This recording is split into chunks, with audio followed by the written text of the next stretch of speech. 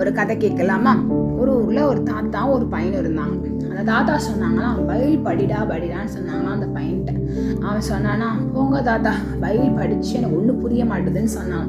அப்போ அந்த தாத்தாட்ட போய் இவன் கேட்டானா, தாத்தா நீங்கள் பைபிள் படிக்கிறீங்களா, உங்களுக்கு ஏதாச்சும் அதில் புரியுதா அப்படின்னு கேட்டான்.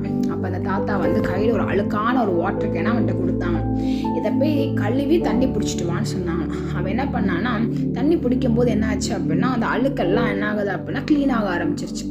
ஆனால் தண்ணி என்ன ஆகாமல் பிடிக்க முடியல. அது வாட்டர் இருந்துச்சு அந்த வாட்டர் கேனில், அதெல்லாம் ஒழுகிட்டே இருந்துச்சு. அப்போ அவன் சொன்னானா, போங்க தாத்தா, இந்தாங்க வாட்டர் கேன், என்னால் பிடிக்க முடியல அப்படின்னு சொன்னான்.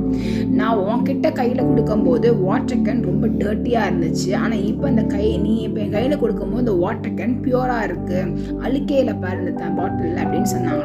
இதே போல தான் நம்ம வாழ்க்கையில் தேவையில்லாத கிளைகளை பைபிள் படிக்க நம்மளை அறியாமையே தேவையில்லாத கிளைகள் வெளியே போக ஆரம்பிக்கும். மாம்சத்தின் கிரியைகள் 17 இருக்கு. அந்த 17 நம்மளை விட்டு போயிடும். இன்னும் 17 காட்டில் இன்னும் அதிகமான கிளைகள், இன்னும் தேவையில்லாத கிளைகள் உண்டு. அதையும் கர்த்தர் என்ன பண்ணுவாராம், நம்ம எடுத்து போடுவாராம். இன்னைக்கு நம்ம வாழ்க்கையில வேதத்தை அதிகமாக வாசிக்கிறவர்களாய் ஜெபிக்கிறவர்களாய் இருக்கும்போது கர்த்தர் பெரிய காரியங்களை செய்வாங்க. காலையில் எழுந்திரிச்சோன்னு வேதத்தை வாசிங்க, கர்த்தர் உங்களோட இடைப்படுவாராக. ஆமென்.